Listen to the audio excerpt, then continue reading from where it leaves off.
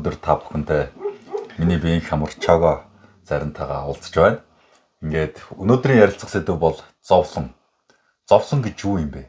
Бид нэр харилцан адилгүй байдаг. Тэгэхээр энэ бүхнийг чого зарим маань ямар өнцгөөс яаж тусгаж авч биднэрт одоо тайлбарлах нэ. За зовлон гэж юу вэ багшаа? Өнөөдөр бидний ямар нэгэн тавгуу тулж байгаа зүйл болгон зовлон тийм үү? Гэхдээ өнгөцгөө харуулт юм. Сэтгэл санаа, бие ямар нэгэн байдлаар тавгуу болгож байгаа зүйл зовлон гэж ойлгоод байдаг. Гэхдээ өнгөцгөө харахад яг жинхэнэ утгаараа бол зовлон бол маш цөөхөн. Яг үүндээ бид нар ихэвчлэн одоо зохиомол зовлонтой байдаг. Өөрийнхөө сэтгэл зохиосон тийм зовлонтой байдаг.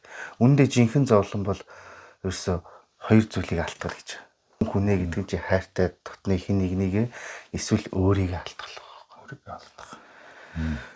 Тэгэхээр зовлон ихэвчлэн бидний яг оюун санаанд сэтгэл байгаад идэх байна шүү дээ. Яг ингэж тэгж биеинд уучраад идэх зовлон биш ингээд дотоод ингээ өөрөө өөрийгөө шаналгаад идэх. Энэ хоёр л болохоор хамгийн хүнд зовлонд ордог байхгүй гэдэг тийм үү?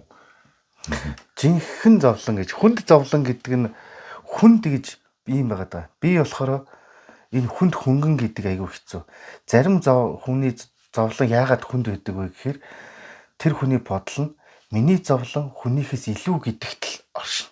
Тэр зовлонгийн хүнд нь оршоод байдаг. Түүнээс тэр ихэвчлэн амьдралын асуудал байгаад байдаг. Тэрийг зовлон гэж хүлээж авдаг. Баггүй. Гэтэ тэр яг өндөө зовлон биш. Тэр амьдралыг шийдэж болох асуудал. Баггүй. Асуудал, зовлон. Хоёр тусдаа юм байх нэ дээ. Тэгвэл багш маань чого зарим тэгвэл юунд зовдөг вэ? Та зовлон үзсэн үү? Юу таныг зовоогоод юм? Магадгүй та өөрөө ингээд юм зовлонгоос ангиж ирсэн хүн гэж хэлэх үү? Болох уу? За, энэ чинь л яг чухал асуулт. Би айгүй их зовлон үзсэн гэж өөрийгөө бодож ирсэн. Яг нь тэгээд бага наснда бас хайртай дотны хүнээ алдаад тэгээ бас бүү болохын би ч айгүй хүндөөс өвдөж ярьж ирсэн байхгүй юу. Тэгээд ер нь яг тухайн цаг үедээ начрал зовсон байхгүй юм шиг санагддаг байсан надад. Начрал зовж байгаа хүн байхгүй юм шиг. Гэхдээ зүгээр одоо яг нэг амьдралыг үзээд ойлгоод ингээд ирэхээ үед бас миний амьдрал тэр болгон зовлон биш үйж бас хүнээс илүү ч зовоогүй ч тий. Тэгвэр яг хуу би их хүнд амьдралыг туулаад байна гэдэг бодломоо л намайг зовоосноос биш. Ер нь ингээд хараад ах дийлэх зовлон бол ер нь бодит бусын л зовлонтой юм бэл. Тэр энэ би зовж байна да гэдэг тэр бодол нь айгүйх зовоодаг. Харин тэр зовлонгоос ангижирч чадсан уу гэвэл үгүй. Ангижрах ч хэрэггүй. Зүгээр хүлээн зөвшөөрөх хэрэгтэй. Яагаад тэгэхээр бидний амьдрал цаад бэрхшээл зовлон гэтэр байна гэдэг чинь нөгөөх ялгаж өгч байгаа. Энэ хорвоо тэр зовлон гэж байхгүй бол бид жаргал гэдэгтэй ч нүрт болохгүй. Мэдрэх ч хүн ийм юм бэлээ. Өсөх хэцүү юу? Хэцүү. Гэхдээ үлсдэг бол чи тэр хамттай хоолны сайхныг мэдрэх үү? Зээж мэдрэхгүй. Ойлгох хэцүү юу? Хин нэгнийг санаад ойлгох. Хүүхэд аав ээжигээ санаад ойлгох хэцүү шүү дээ. Хин нэгнийг санаад ойлгох. Тэгэхээр ер нь ганцаардах шаналлах хэцүү. Энэ хэцүү байхгүй бол хамт байхны сайхныг ч мэдрэхгүй. Ер нь зовлон гэж байхгүй бол хүн бол зүгээр л ургамал واخгүй. Тэгэхээр зарим зүйлийг бид нар тэнцвэш зүгээр хүлээн зөвшөөрч хэлэх хэрэгтэй. Энэ бол амьдралд байдаг юм зүйл юм а гэдэг. Тийм л. Монгод ингэж ярьдаг шүү дээ. Хүн одоо дааж чадах зовлонлоо ирдэг гэж хэлдэг. Тэгэнгүүт энэ одоо дааж чадахгүй гэхээр яадаг юм. Тэгэхээр зовлон болгоноос бид нэр сайнтаа муутай ингээд даачдаг юм шүү. Тэр даахгүй гэхээр одоо яана гэсэн үг үү? Яг энэ талаар та юу гэж бодож байна? Даах зовлон л үрээд байна. Яг тэр нэгсэндээ хүнд урам л өгж штэ. Ямар нэгэн байдлаар урам л өгöd штэ тий. Чи чадах хэвээр давах хэвээр юмтайгаа учирсаа л гэдгийг ойлгуулах гэдэг нэг монголчуудын зүүр үг ч гэдэг юм уу. Эд чи ерөөдөө бас нэг тийм жоохон хүмүүжлийн ч юм эсвэл нэг урам зориг өгөх талаас нь байгаад байдаг штэ тий. Ер нь гэхдээ яг энэ үгийг ер нь яг энэ чигээр нь хүлээгээд авчвал их бас зүгээр. Биднэрт давж гарч чадхал зовлон учирдгааг хүлээгээд авчих юм бол сэтгэлгээний хувьд ч айгүй эрүүл байна гэсэн үг байхгүй юу? Надад нэг ийм бодол төрөд байгаа. Сүүлийн үед ингээд би өдөр болгон янз бүрийн хүнтэй уулзж байгаа байхгүй юу? Бүгд ямар нэгэн зовлон ярьж байгаа. Аргагүй тэр хүмүүс тийм зүйлийг мэдэрсэн янз бүрийн сайн муу болсон болохоор л ирж байгаа. Тэр тэнд буруутах арга байхгүй. Гэхдээ нэг зүйл анзаардаг нь би буруутай гэдсэн хүнтэй би бараг тараагүй. Тэр хүн болгоны зовлонд хин нэг л буруутай байх. Тэр тийм өөр зүйлээс ингээд тэр зовлон хайгаад байна шүү дээ. Ингээд өөртөө буруу ихгүй. тийм. Энэ өөрийгөө сэтгэл зүг хамгаалж байгаа хэлбэр юм болов уу? Хүний бараг төрлөх харан шин болж тарах гэдэг нь. Тэстэн хүний төрлөх харин шим эсвэл монголчуудын харин шин тийм юм мэдэхгүй юм. Тэр надад туслаагүй. Тэр намайг хуурсан. Тэр намайг дэмжээгүй. Тэр намайг муухай хэлсэн. Тэр намайг хараасан. Гэхдээ тэр зовлонгийн тэр шалтгаан нь ямар ч байсан тэр зовоод байгаа хүн надад байгаа гэж л хэлдэг. Өөр ямар нэг бол эд зүйл би тийм юм авснаас боллоо. Ямар нэг өөр зүйл дээр нэг өөр одоо хоёр дахь итгээд дээр л байх гэдэг. Тэр дандаа буруугүй цэвэрхэл хүмүүс ирдэг юм шүү дээ. Ямар нэгэн зүйл. Тэгээд дээр би нэг хариулт өгөх хичээдэг байхгүй. Чи яагаад итгэсэн? Чи яагаад сонгосон тий?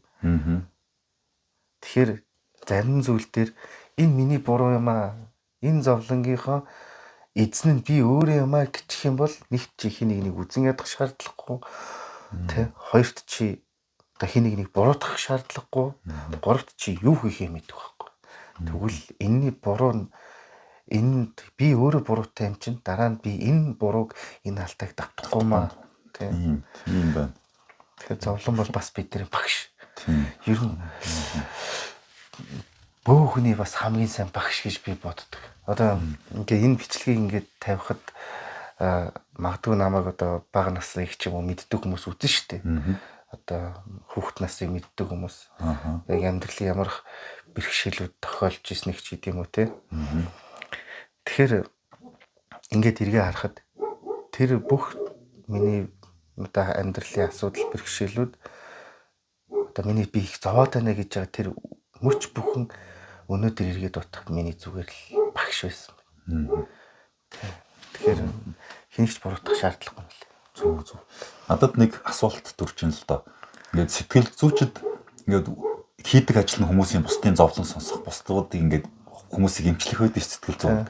Тэнгүүд энэ хүмүүсийг эргээд ингээд өдөр тутамдаа ингэж дандаа их зовлон бичлэл сонсохоор өөрсдөө сэтгэл зүйх гэмтдэг юм байна л да. Тэгээд энэ сэтгэл зүйч хүмүүс үргэлж сэтгэл зүйчтэй байдаг гэдгийг. Тэгтэл чага багш маань яадаг юм болоо энэ их одоо хүмүүсийн зовлон бэрхшээлийг ингээд сонсоод тохоор та өөрийгөө яаж одоо тэр одоо муухай энергиэс гэх үү эсвэл одоо өөрийнхөө сэтгэл зүг яаж ангид салангад эрүүл байлгах юм болоо өөрийгөө яаж эмчилдэг юм бол яхаа би бас нэг сэтгэл зүг аягүй судалдаг байхгүй юу нэлээд судалж байгаа тэгээд мэнийс бас сонирхолтой сэдв тэр нь бөөх хүн ч бас юм л бол бөөлн үзнэхээс илүүтэйгээр тэр төлөө мэдлэгтэй байвал зүгээр яг энэ цаг үед бол тийм болохоор бас ерөнхийдөө нөгөө сэтгэл зүйч хүмүүс сэтгэл готролд орох нь айгүй хөвгөмөл тэгдэг. Гэтэ яг надад нэг даваа тал байна. Энэ магадгүй намайг өөртөө итгэлэгч нэмж байгаа бах. Нэгт нөгөө би өөрийгөө хатуужулсан байхгүй нэг хүнийг дагаад уяржуулаад дагааж имзэглээдэг бол одоо яамар хэрэг байх. Хоёрт тэр хүн намайг ингээд нэг хүн хараад байгаа байхгүй. Тэнд надтай болж байгаа нэг хүн харж. Гэхдээ тэнд би ганцаараа биш байдаг учраас надад энэ их асуудал биш. Тэгэхээр нэг иймэрхүү зүйлийг нэс нэг юм одоо өөрөө трама авахгүй байж ерөнхийдөө сэтгэл зүгээ бэлдэж чадсан. Ер нь амраа юу юм бэлээ? Хүний сэтгэл зүй яг хүний булчин шөрмөс шиг хөгжиж чаддаг. Хөгжиж чаддаг юм бэлээ. Ингээд улам бүр нэг зүйл эмзэглэлтээс давж гарах тусмаа дараа нь бүр хүчрхэг болж ирж идэг. Бас энэ одоо яс жишээ нь хугараад буцаад идэрэхтэй илүү болох уу? Тийм, тэрэн шиг хүний сэтгэл зүй ямар нэг эмзэг зүйлтэй уучраад дараа нь тэрнийгээ давж гарах бүртээ хатуучдаг. Тэр олон дахиудаа тэгж хатууч чадсан л хүн хүнийг ерөөсөө сонсож анзаарч чадхаа болчихсон юм байл. Миний ингээд харж байгаагаар одоо миний хүүхэд насыг ингээд өөрийнхөө хүүхэд насаа ингээд харах юм бол бид нарыг хоолтой л өгөл болж гин гэж боддог гэсэн. Хоолтой л хувцтай л байх юм бол болоо. Тэр хүүхдийг югаас тутаасан гэж боддог. Гэтэл үгүй юм байлээ. Хүүхдийг чинь сонсох, анзаарах, ярилцах юм айгүй хэрэгтэй. Тэгэхээр энэ дээр би хүүхдийн зовлон ярих гэдэг. Хүүхдийн зовлон бол хамгийн хэцүү байна. Чи гадуур ингээд зөндөө юм дуулдаж шít. Маш их хүчирхийлэлтэй. Одоо хойд аав ч юм уу хойд ээж нь хүүхдээ хүчирхийлж байгаа эсвэл ямар нэгэн байдлаар гэр бүлийн дарамтанд байгаа ч юм уу те. Хүүхдийн зовлон үнэхээр хэцүү. Яагаад гэвэл яагаад зовоод байгаагаа мэдэхгүй, яагаад гадуурх хэрэгтэж, яагаад эрэлхүүлж байгааг мэдэхгүй, бас түүнээс хэрхэн өөрийгөө хамгаалахаа мэдэхгүй, бас тэрийг хинт сонсохгүй байх гэдэг аимшигтай байхгүй. Тэгэхээр хүүхдийн зовлон хамгийн хэцүү байхгүй. Тэгэл жинхэнэ зовлон мэдэрдэг юм байна лээ. Би ингээд одоо гадуур янз янзын ингээд тиймэрхүү сөрөг зүйлсүүдийг харахаар мэдж байгаа хөөх. Тэр хүүхдийг хинт сонсоогүй, хинч анзаараагүй. Тэгэхээр бид нэр зүгээр л нэг 5 минут л хүнийг ажиглах юм байна. Энийг ч тэр иргэн дойрондоо болж байгаа зүгээр гудмаар нэг зөрөөд авсан хүүхдийг ч тэр жоохон ажиглахад нэг ч ихсэн бодол төрхөл юм байна. Би саяхан нэг Карл Юнг гэдэг хүний номноос уншижсэн. Хүн ингээд ямар нэгэн зовлон ингээд өөртөө нүүр тулаагүй ингээд өнгөрөөцсөн бол тэр нь хизэж арилдаггүй юм гэнэ л те. Тэгээд бүр хожим хойно ингээд тухайн хүний ингээд сэтгэл зүйд гарч ирээ. Яг тухайн хүний одоо амьдрал дээр их алддаг зүйл ч юм уу.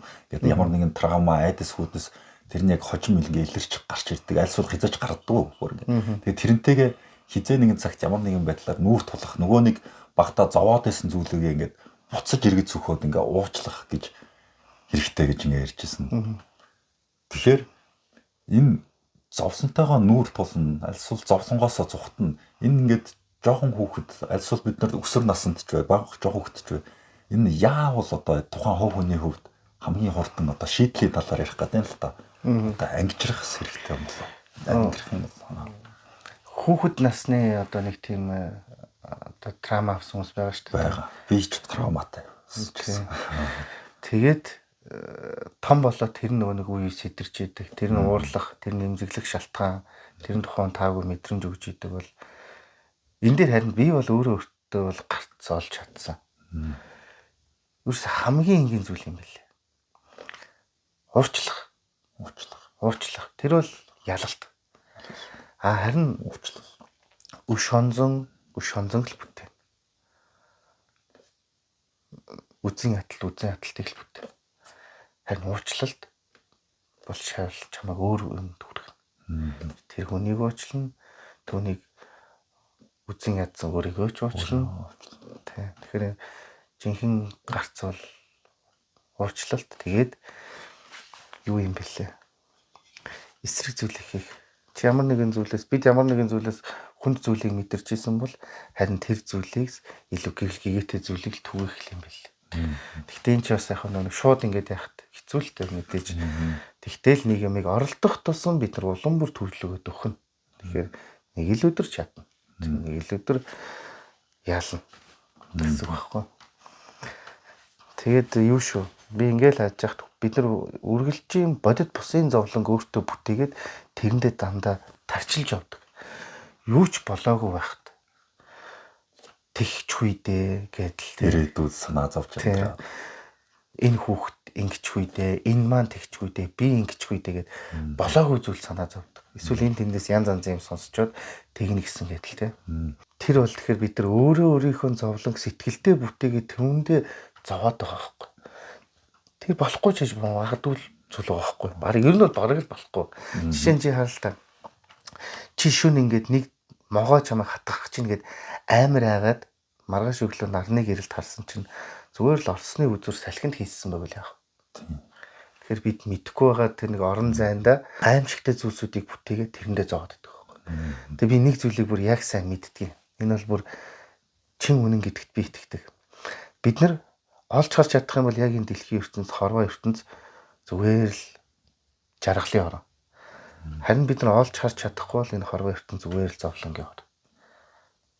Чи ямар нүдээр харж байгаа шалтгаал. Тийм. Тэгэхээр би энэгээр эцсийн нэг дүгнэлт хийчихв. Ер нь бол өөдлөгийн цагт хань ижлээ алдах, өтлөгийн цагт үр хүүхдээ алдах, өсөхийн цагт эцэг эхээ алдах, эд насандаа эрүүл мэндэ алдах. Энэ бол зовлон. Тэгэхээр энийг бацах юм бол хүн хүнээ алдах, хүн өөрийгөө алдах л айгууд жинхэнэ зовлон баггүй. Бус нь бол асуудал. Харин хагцал бол мэдээж өнгөрсний араас үхэлд авч уулзахгүй. Энэ бол жинхэнэ зовлон. Харин бусд нь бол асуудал. Тэгэхээр болоогүй байгаа тэр мэдэхгүй байгаа хэсэг орон зайд айц зовлон бүтээж яхаа яг сайн сайхан бүтээж болохгүй. Ирээдүг аимшигтай зүйл ирээдүйд хүлээж яхаар тэндээ яг сайхан зүйл бүтээж болох. Би ирж уулж байгаа хүмүүст энийг ойлгосоо гэж аяг хүсдэг байхгүй.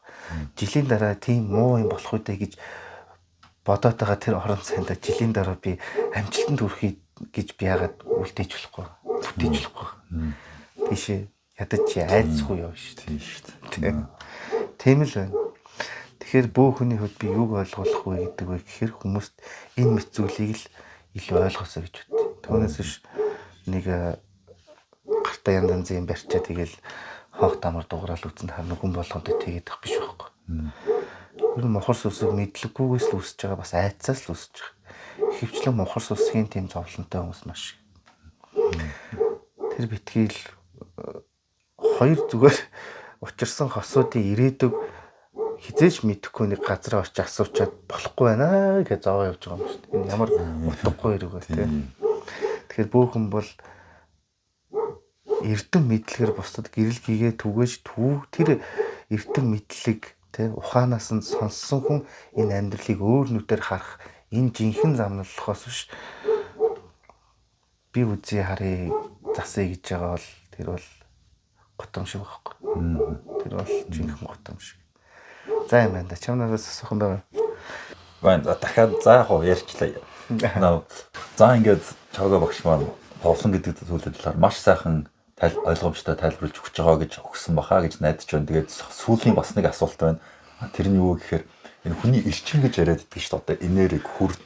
Тэгээд энэ зүйл маань бөө мөргөл рүү одоо яаж орчуулагддаг юм бол тэр зовлон гэдэг зүйл нь одоо хүний эрчмийг яаж гимтээ цэвтэйгээд идэв юм бол одоо ингээд хэн нэгэн хайртай дотны хүнээ алдчихаар хүн ингээд шаналаад яваад идэг. Тэрнээс нь болж хүний эрчим доголддог, гимтдэг гэдэг. Энэ талаар багш ба нэг тайлбар өгөхгүй юу? Яг тэр нэг сүүлийн судалгаагаар тэг үгүй юм одоо гээд хүний бие 7 хүрднээс 7 чакранс бүрдлээ гэтэргээл те. Яг тэр бол нэг бөө мөргөлтөө бол яг шууд тийм амар шууд ингэж холбогдоод байгаа ч юм шил те. Бөө тэр талаас Монголын бөө мөргөлт гэж тайлбарласан ч гэдэг юм те. Бараг тэр илүү буддизмтай ойрхон бол явчихна. Гэхдээ яг зүгээр тэр орчин үеийн чинь бас юмыг аягүй сайн шинжилээд илчлээд нь шүү дээ. Тэгэхээр хүн яг тийм хүнээс гардаг одоо юм энерги эрчим байд юм байна. Тэр нь тийм өнгөтэй байдаг юм байна. Хүн ямар нэгэн амьдралын таагүй зүйлд учрахаар тэд нар ингэж одоо хүч хүүддэг, сарндаг, бүдгэрдэг, цоордог юм байна гэдэг энэ тайлбарлаад байгаа ш. Тэр зэгтээ бас нэг тийм оргуу хоосон биш. Ер нь нэлээд үнний ортой зүйлийг гаргаж ирсэн байх гэдэг юм. Бас тэр нэг юм бодол нь янз янзын ингээд сөрөг зүйлсийг ингээд бодох тусам тэд нар бас ингэж гинтчихэд гэдэг юм. Тийм. Гэхдээ харин бөө гэхээс илүүтэйгээр монголчуудын нэг юм үг байдаг юм. Энэ үгнүүд нь айгүй бол наад зүйлийг чинь бараг тайлбарлсан гэмээр. Ерөөсөө жишээ нь ам сайтын заяа сайн гэж байна. Оо тийм. Чин сэтгэлдээ галтаа бол тулгандаа галтаа гэж байгаа гэдэг ч юм уу те. Сайн явах санааных чидэр гэдэг юм уу те. Тэгэхээр биднэрт ямар нэгэн бодол, оюун санаа, үг хэллээс гарсан эрчим энерги байдаг. Тэд нь биднэрт нөлөөлдгөө гэдгийг л тухайн үед мэдчихлээсэн байгаа байхгүй юу? Мэдчихлээсэн. Тийм байна да. Тэгээ нэг юм үг хэлэхэд нэг зовлон даахгүй итгэл алдарвал жаргал үүсэхгүй сэтгэл хөрнө гэж үг байдаг. Тэгэхээр жаргалыг мэдрэхийн тулд зовлонтой уулзрахаас өөр аргагүй. Тийм. Тийм л да. За анхаарал хандуулж бидэнтэй хамт энэ цаг мөчийг хуваалцсан та бүхэнд баярлалаа. Тэгээд багш маань та бүхэнд сайхан ойлгомжтой тайлбарлаж өгсөн байх гэж бодож байна. Энэ удаагийн сэдв маань зовлон байлаа. Баярлалаа.